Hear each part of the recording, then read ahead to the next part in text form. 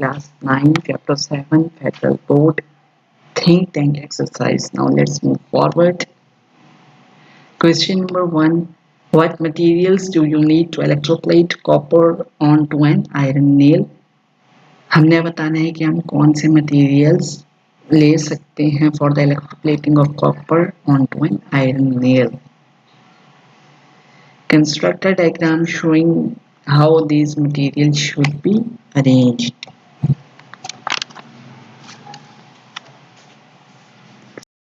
हमने देखना है कि कॉपर के साथ क्या होता है. Copper dissolved at the anode and it is oxidized to Cu+2. Copper जब एनोड में डिसॉल्व होगी वो क्या होगी, ऑक्सीडाइज्ड होगी और हमें क्या मिलेगा, Cu+2. Copper displace at the cathode and Cu+2 is reduced, और कैथोड पे जो है वो Cu+2 जो है वो रेड्यूस्ड हो जाएगा.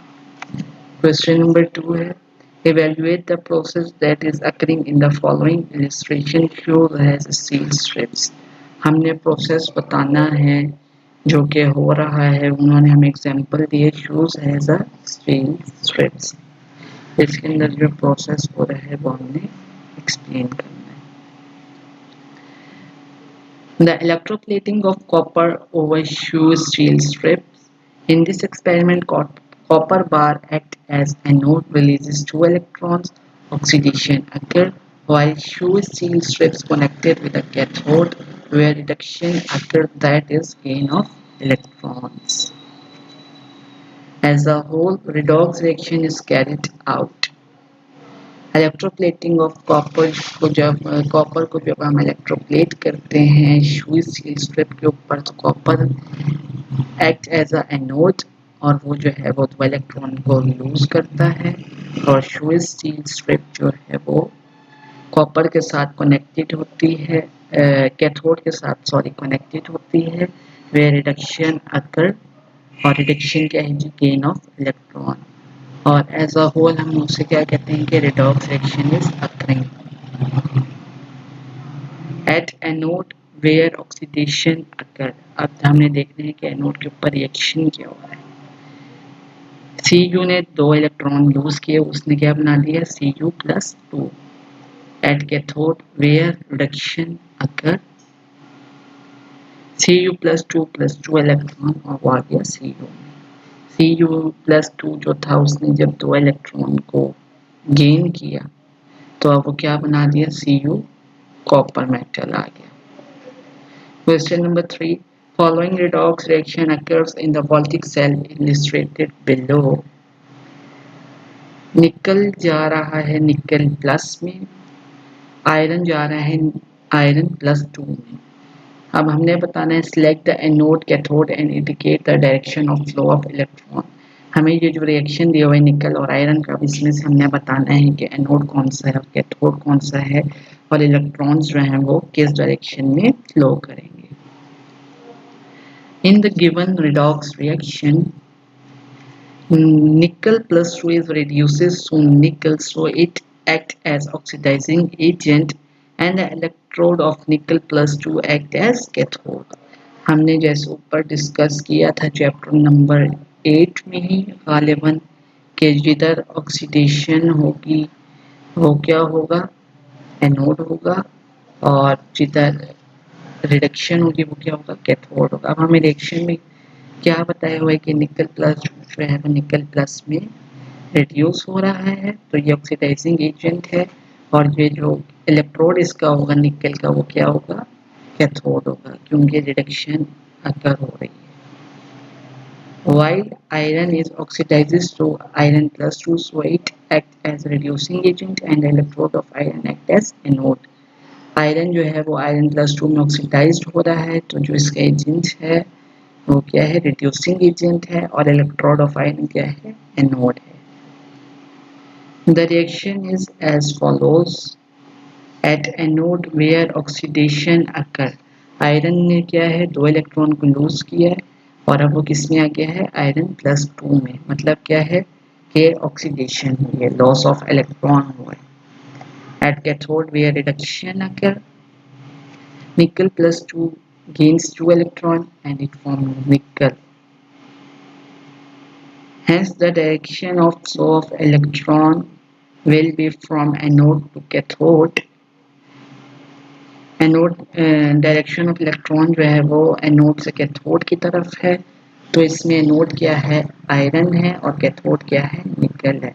तो flow of electron is from iron to निकल।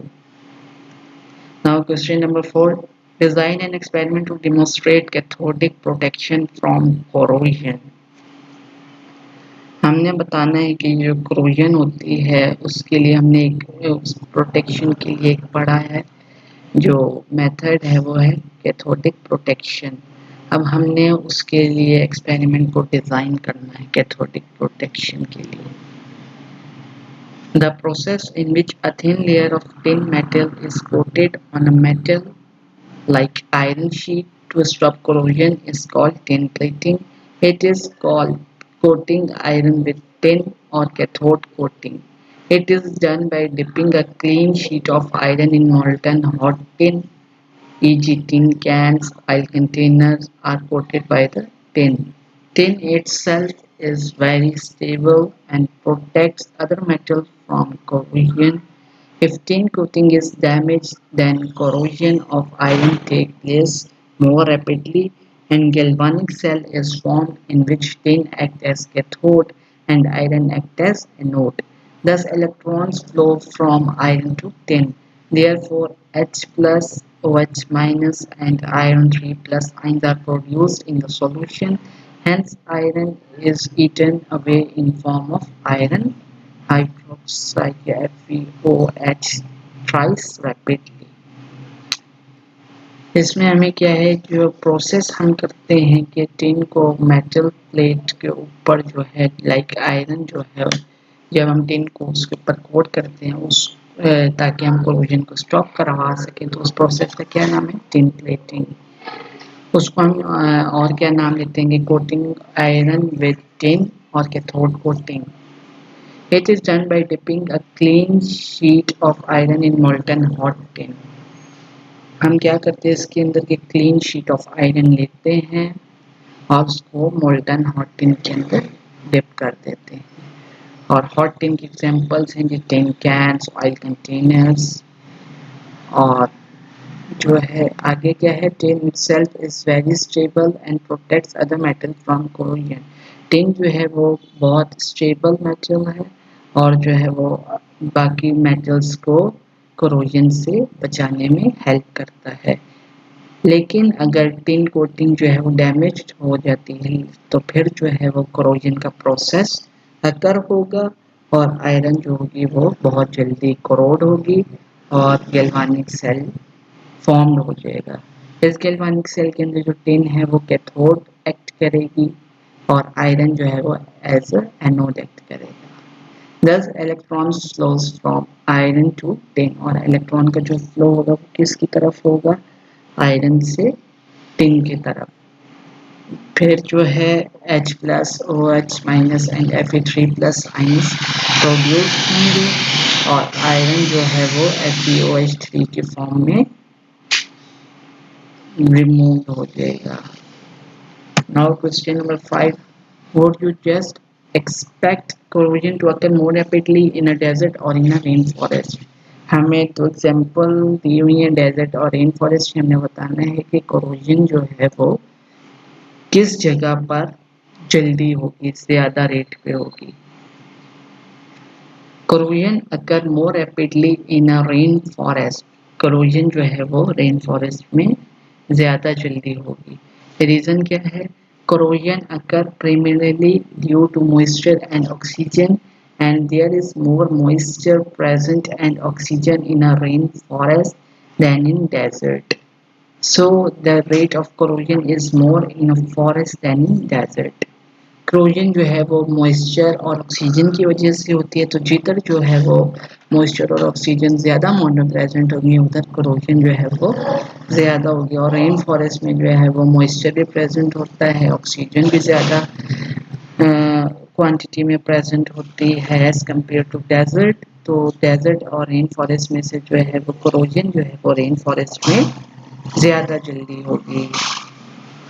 अब एग्जाम्पल है steel corrodes 400 to 500 times faster on the coast than in a desert area. This is just because of the presence of moisture.